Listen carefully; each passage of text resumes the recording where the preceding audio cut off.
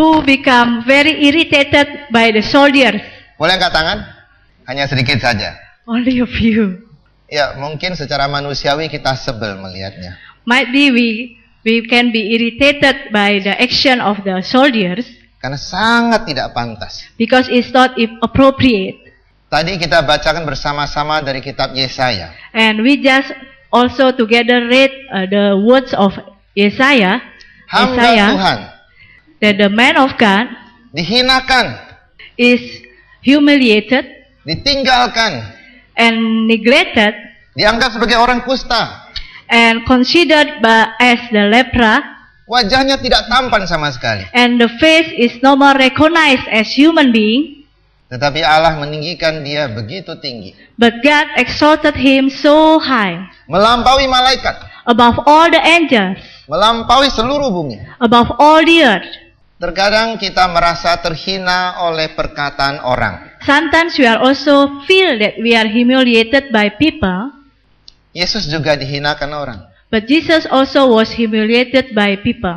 Tapi siapa di sini yang mengatakan ia orang yang hina? But how many that are in this place that say that you are humiliated? Saya pikir kita semua menganggap ia orang yang mulia. But most of us will think that Jesus is an honor man. Tetapi dalam hidup kita sehari-hari, But in our daily life, kadang-kadang kita merasa dihinakan orang. sometimes we feel that we are humiliated by people. Meskipun kita jelas-jelas tahu kita tidak hina. Although that we feel and we are sure that we don't deserve that humiliation. Banyak orang gampang tersinggung. And many people are easily get offended. Saya selalu ingat akan kata-kata guru saya. I always remember the words of my teacher. Kalau ada orang tersinggung, When people are offended, itu karena dia lebih rendah daripada yang menyinggungnya. it is because he is more humiliated than people who slander him. Dia merasa dia memang seperti itu. And he feel that he is like that. Yesus dihinakan orang, Jesus was humiliated, tetapi ia mulia sampai hari ini. but he is glorious until today. Ia mungkin dianggap orang yang kurang beruntung. And people may think that he was misfortune. Bagi orang Yahudi, ia sangat memalukan. And for Jews, that time he was very a shameful person. Bagi orang Yunani, ia sangat bodoh. For the Greek, he was considered as a stupid person. Siapa orang yang untung, siapa orang yang malang. But finally, who will get the glorious and who will get the humiliation? Kita pernah membaca komik, Sometimes we read from comics. ada Donald Bebek dan ada Untung. Donald Duck and the lucky man, lucky professor, the lucky professor. Donald Bebek ini selalu sial. But the Donald Duck is always misfortune, unlucky. Dan Untung selalu untung. But the lucky professor always get lucky. Apakah ada orang yang memang sial, ada orang yang memang untung? But is there really that there is people that who is always unlucky and there is people who is always get lucky? Ada seorang profesor nama Richard Wiseman. There is a professor named Richard Wiseman. Dia mengadakan satu penyelidikan. So he had a research. Dia kumpulkan orang-orang. So he gathered all the people. Dia bagi menjadi dua kelompok. And he divided become two groups. Satu kelompok adalah orang-orang yang beruntung. One group is the lucky groups. Satu kelompok adalah orang-orang yang sial. Another group is unlucky groups. Lalu dia memberikan tes kepada mereka. Then he gave a test to them. Dia beri mereka masing-masing setumpuk koran. And he gave a few of newspapers. Perintahnya adalah, hitunglah ada berapa banyak foto dalam koran-koran ini. And they must count the photos in the newspapers. Ternyata orang-orang yang sial memerlukan waktu 2 menit baru menghitung selesai. So the unlucky group took 2 minutes until they finished the job. Tetapi orang-orang beruntung hanya beberapa detik saja. But the lucky group only took a few seconds. Kenapa? Why? Karena pada halaman kedua koran itu ada tulisan, jangan menghitung lagi, sampai di sini saja, fotonya ada 43. Because in the second page of the newspaper, there is information down there that stop counting, because the whole pictures in this newspaper are 43 photos. Bahkan pada halaman 3 ada tulisan. And on the third page there is an information. Sudahlah, cepat berhenti. Kalau Anda berhenti, saya memberi Anda $250. That is said that stop counting. If you stop, I will give you $25. Ternyata orang-orang yang beruntung itu Actually, the lucky group cepat menyelesaikan masalahnya quickly solve their problem karena mereka rileks. because they are relaxed. Mereka tidak terlalu ngotot. They are not too stiff. Ciri-ciri orang yang beruntung sebenarnya ada. So there are types of lucky people. Pertama, orang-orang yang beruntung adalah orang-orang yang terbuka terhadap peluang. That they are open to opportunities. Satu hari ada seorang pedagang permata namanya Barnett Herzberg. So there is one diamond named Barnett Herzberg. Dia sedang berjalan-jalan di pusat keramaian. So he was walking in the crowd. Lalu dia mendengar seorang nyonya tua memanggil seorang tuan. Oh, so one old lady called to a man. Panggilannya adalah Mr. Buffet. So he said, Mr. Buffet. Lalu dia berpikir, So the man thought. Buffet ini mungkin adalah Warren Buffet. So he thought, oh, maybe the Buffet is Warren Buffet, Seorang investor yang sangat hebat di Amerika. a very famous investor in USA. Maka dia coba dekati orang itu. She came to the man. Dia bertanya, apakah engkau benar Tuan Warren Buffet? Are you really Warren Buffet? Dia katakan benar. And the man said yes. Lalu dia tawarkan permatanya. So offer the diamond. Dan apa yang terjadi? And what happened after that? Warren Buffet mengambil semua permata dan membuka jaringan toko permata yang sangat besar di Amerika. So Warren Buffet bought all the diamonds and opened a new store, the biggest store in USA. Di tempat itu ada banyak orang mendengar perempuan tua ini memanggil Mr. Buffet. So in the middle of the crowd, many people heard that the lady called upon the name of Warren Buffet. Tetapi cuma satu orang memanfaatkan kesempatan itu. But only one take the opportunity. Itulah keberuntungan. So that is a luck. Kedua, Number 2, orang yang beruntung selalu mempunyai intuisi. those who are lucky has always intuition. Ada banyak hal dia tentukan bukan dari perhitungan, bukan dari logika. So he decides not only by logics and not only by calculation. Ketika orang pinter-pinter menghitung yang rumit-rumit, When the smart people counts complicated things, belum tentu keputusannya seperti itu.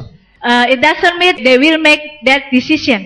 Ada banyak keputusan diambil berdasarkan intuisi. There are a lot of things that is made according to intuition. Intuisi orang yang beruntung seperti apa? So a lucky intuition is Dia bisa merasakan isyarat tubuhnya. he can feel the body senses.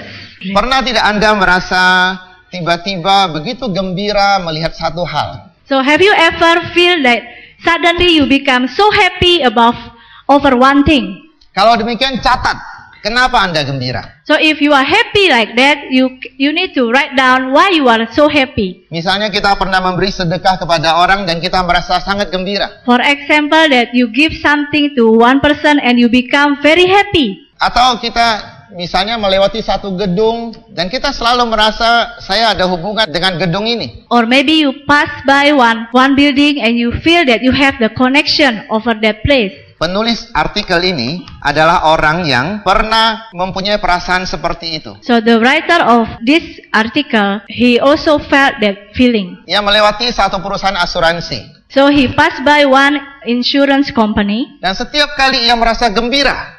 and every time he passed that building, he felt happy. Dan benar, akhirnya dia berkarir di perusahaan asuransi itu sebagai pimpinan. And finally, he worked at that insurance company as the chief leader, Bagaimana director. menemukan intuisi itu? How can you find the intuition Kita harus belajar. that you need to learn? Yang ketiga, Number 3, selalu berharap kebaikan. always hope for goodness. Meskipun tidak baik, kita berharap baik. Even though that it is not good, we hope that it will become good. Artinya kita tahu bersyukur. It means that we know how to give thanks. Satu kali saya membawa satu rombongan ibu-ibu. So one time I brought one group of ladies. Kami bertamasya ke Kebun Raya Bogor. We went to Kebun Raya Bogor. Saya bersama dengan 50 oma-oma. So I was surrounded by 50 old ladies. Kami naik bis. We went by bus. Karena bisnya besar tidak bisa masuk ke gerbang. And because it was a big bus, so it cannot enter the gate. Maka parkir di luar. So we need to park outside. Lalu kami harus jalan kaki masuk. And we need to walk down. Tempat tujuan kami kira-kira setengah jam berjalan. It was about a half hour walking. Nah, karena berjalan, mulai ada satu oma ngomel. Because we were walking, one lady began to complain. Bagaimana sih ini? Kenapa suruh kita jalan? Kan jauh, kan capek. How could it be? Why we need to walk? It's tiring. Saya pikir satu oma ngomel harus cepat di stop. So he thought that when one lady started to complain, it was needed to be stopped. Kenapa? Why? Kalau satu tidak di stop, nanti jadi 100. Because when one is not stopped, it will become 100. Karena dia akan bertambah terus, berkembang biak. Because they will continue. Maka saya jalan ke depan, saya katakan kepada oma-oma itu. So I walk in front and I talk to the ladies. Oma-oma, 2 pilihan. Ladies, we have 2 choices. Jalan meskipun jauh atau terbaring di ranjang lumpuh selamanya. Ayo pilih mana? We walk down even though it is far, or you only lie down because you were paralyzed. Oma-oma itu bilang, ya sudah Romo, kita jalan saja. So all the ladies nodded and say, yes, Pastor, we will walk. Kalau begitu jangan ngomel, saya katakan. So I say, so better not complain. 10 menit aman. 10 minutes, we are safe. Karena tidak ada yang ngomel. No more complain. Yang namanya oma-oma, so as the old ladies, kalau sudah lama jalan, timbul satu penyakit. when they walk for a long time, begin sickness. Penyakitnya namanya HIV. The name of the sickness is HIV. Hasrat ingin pipis. They wanted to go to the restroom. Lalu ngomel lagi toh. So they began to complain again. Saya katakan, oma-oma, 2 pilihan. He said to the ladies, we have 2 choices. Remnya masih bagus, 2 pilihan. 1, pilih remnya masih bagus, atau remnya sudah belong dan ada ngompol di celana. So number 1 is that you try to control yourself to go to the restroom, and number 2 is that you will lose everything on the pants. Akhirnya ibu-ibu itu bilang, ya sudah Romo, kita kebelet saja. So they all say, okay, Pastor, we will hold. Sudah kebelet, bangga lagi. Also become proud because they can hold. Karena remnya masih bagus. Because they still can control themselves. Saya bilang, oma-oma, kalaupun sampai bocor sedikit di celana. So I said, ladies, even though that you are leaking, maklumlah. Bukan mesin baru lagi, garansinya sudah habis. So we can understand, we can ask for the new and better self-control to hold. Lalu kami berjalan lagi. We start walking again. Tiba-tiba hujan. And suddenly it was rain. Dan oma-oma ini luar biasa. And these ladies become amazing. Mau piknik sama Romo saja. They only want to went picnic with Pastor. Pagi-pagi ke salon dulu, rambutnya tinggi. And before they went for the picnic, they went to the salon. Sudah tinggi, keribo, bolong dalamnya. And make the hair become very high, and there is a hole inside. Satu kali saya diundang menonton konser. So one day I was invited to watch a concert. Konser musik tradisional. There is a traditional music concert. Di depan saya ada 2 oma. So in front of me there were 2 old ladies. Rambutnya besar dan tinggi. They had high hair. Lalu nempel jadi satu. The 2 high hair connected become one. Saya nonton konser dengan susah payah. It was very difficult for me to went to the tidak concert. Kelihatan. I went to the left, I could not see. I went to the right, I could Dalam not hati see. saya bilang, kalau saya punya korek api, saya bakar. And he said to himself, if I have a match, I will burn the hair. Karena mereka hanya gosip sepanjang konser. Because they only gossip during the concert. Nah, ini oma-oma rambut sudah tinggi, hujan. So continue to the story that these old ladies have a very good hair, went to salon with a high hair. Apa yang terjadi? And what happened? Rambut kena hujan, kempes, kempes. So the hair was no longer high and nice, but it became very wet. Persis seperti roti abon kasih flan. Just like the bread with the jam. Jelek sekali. It's very awful. Romo, ada payung tidak? And they began asking for umbrellas. Saya katakan, Oma-oma saja tidak bawa payung, apalagi saya. The pastor said, if you as old ladies didn't bring umbrella, how much I? Saya katakan, kalau saya kena hujan, masih lumayan. Airnya langsung turun. If I got the rain, the water will straightly come down. Karena hutannya sudah habis. Because I had no hair. Hutannya sudah habis. I have no hair, I have no forest. Itu dia. Lalu kami sampai di tempat itu, kami mulai beribadah. So reaching the place, we started to have the service. Selesai ibadah, kami makan nasi. And after the service, we had our lunch. Waktu membuka kotak nasi, When we opened the box of the lunch, ada sepotong daging. there is only one piece of meat Namanya empal. that we call it empal. Tapi ini bukan empal sembarang empal. But it is not a usual empal meat. Ini empal rasa sendal jepit. It is the meat that tastes like sandals. 50 oma pegang empal depan saya. Romo, gimana makannya? And the old ladies took out all the empal meat and say, Pastor, how could we eat this meat? Saya bilang, oma-oma, 2 pilihan. And the pastor always give 2 choices. Ngunyah sendiri atau saya kunyain dulu? That ask the old ladies eat the meat themselves, or the pastor will eat first, chew the meat, and then after that give to the ladies. Sebenarnya tantangan saya sangat berbahaya. And I have a very dangerous challenge.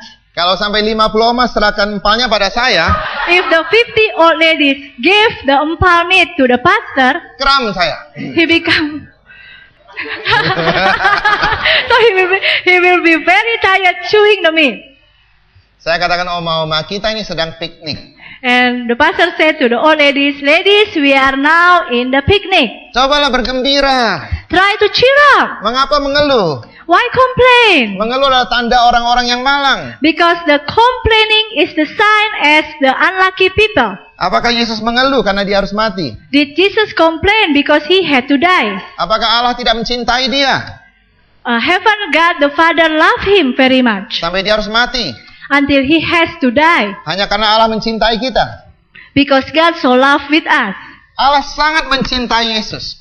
God loved Jesus very much. Kalau Allah tidak mencintai Yesus, If God didn't love Jesus, maka tidak ada gunanya dia berkorban. so there is no meaning that Jesus will sacrifice for us. Dan kita tidak merasakan bahwa Allah begitu mencintai kita. And we will not feel the deep love of God. Bapak Ibu, kalau kita mempunyai sesuatu barang yang kita sangat cintai, So brothers and sisters, when we have one thing that we really love, kalau kita harus memberikan kepada orang, berat tidak? when we need to give the thing that we really love to one person, Kalau kita berikan kepada dia, apakah dia bersyukur? if we give that thing, that precious thing for us to the person, will the person be grateful for the gift? Dia akan sangat bersyukur. He will be very grateful Karena apa? Karena kita mau melepaskan apa yang sangat kita cintai. because we are willing to give the thing that very precious for us. Mengapa Yesus mati bagi kita? So why Jesus died for us? Karena ia mau kita melepaskan apa yang sangat kita cintai. Because we need also to give up, to give away what is very dearly loved. Apa yang sangat kita cintai? Honestly speaking, what are the things that are precious for you? Dosa kita. It is our sin. Kita sangat mencintai dosa kita. We love our sins very much. Maka tidak banyak orang bisa mengampuni orang dengan gampang. That's why there are not a lot of people that easily can forgive people. Tidak banyak orang berani menolak godaan-godaan yang jahat. And there are not many people that can avoid the temptation Karena kita sangat mencintai dosa kita. because we love our sins. Tanda ketiga orang yang beruntung adalah The third sign of lucky people, dia bisa melihat peluang. he can see opportunities. Orang Tionghoa mempunyai 2 kata yang penting, Chinese people has 2 important words. yaitu wei qi. Wei qi. Wei qi adalah krisis. Wei qi means crisis. Wei itu adalah bahaya, qi adalah kesempatan. So wei means dangerous, qi means opportunity. Jadi bahaya dan kesempatan digabung menjadi satu adalah krisis.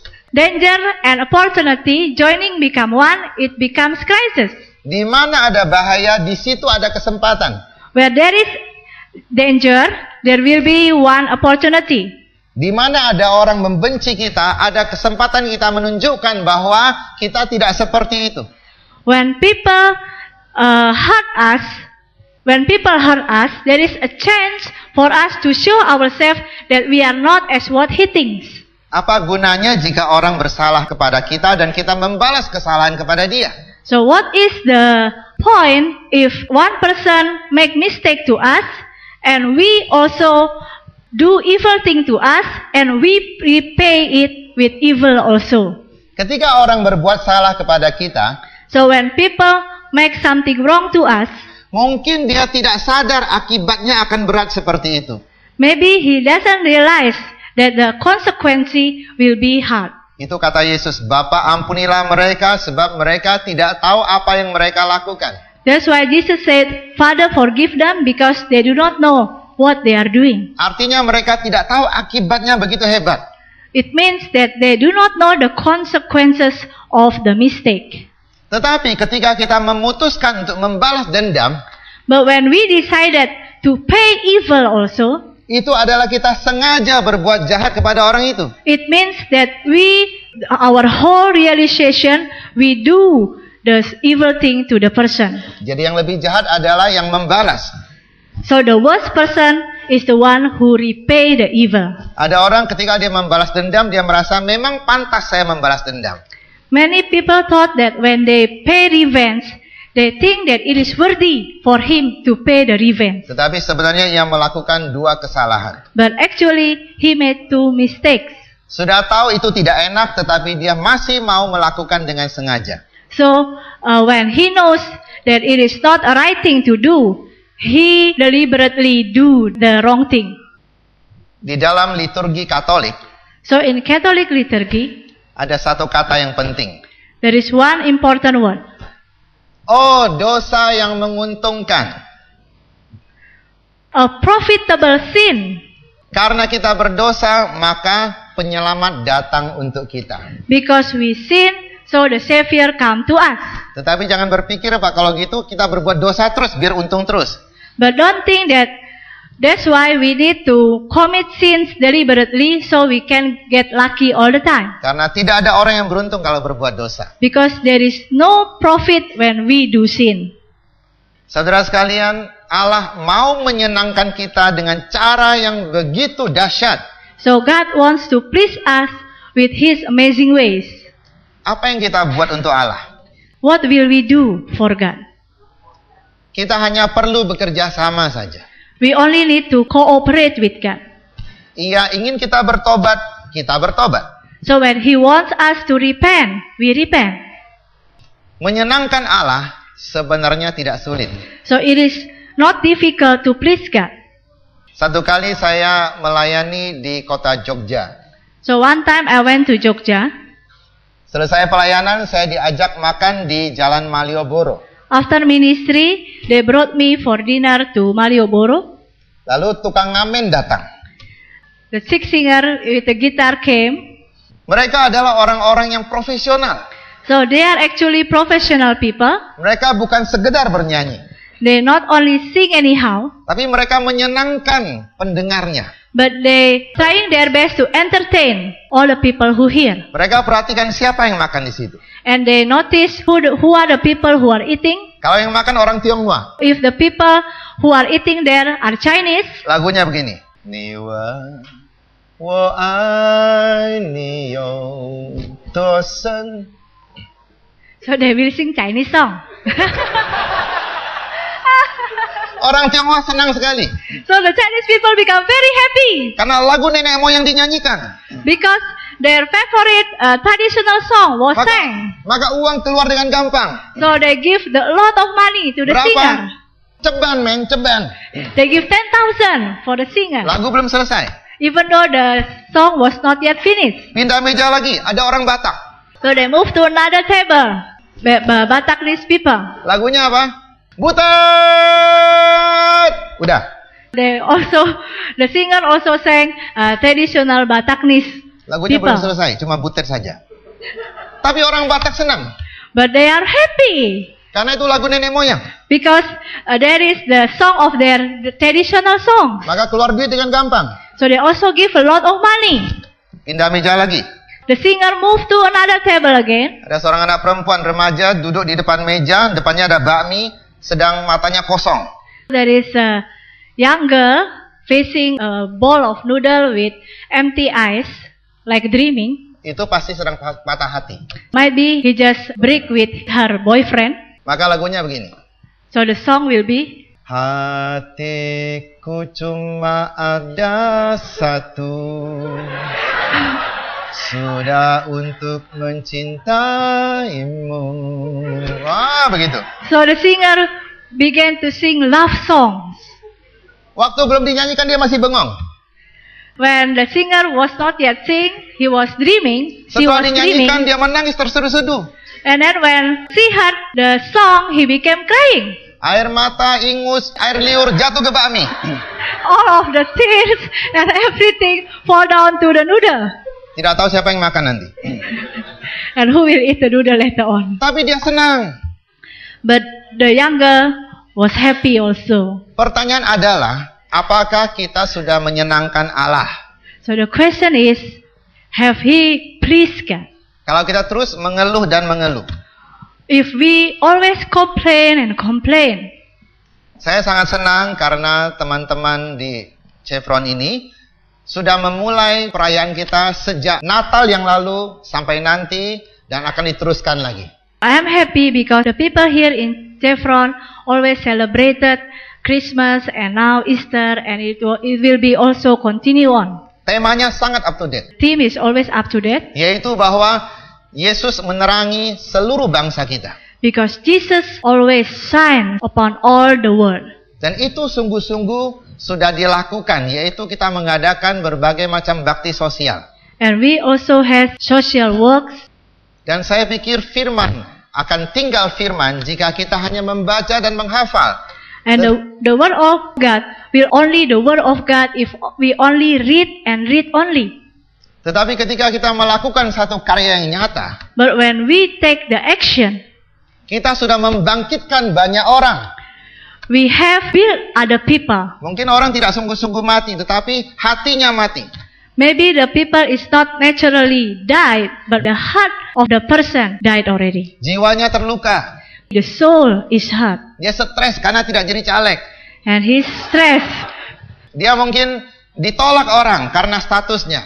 and maybe he is rejected because of his status. Ketika kita datang dengan kasih kita yang tulus, But when we come with love, kita sudah membangkitkan mereka. we have touched them. Jangan hanya membangkitkan orang lain.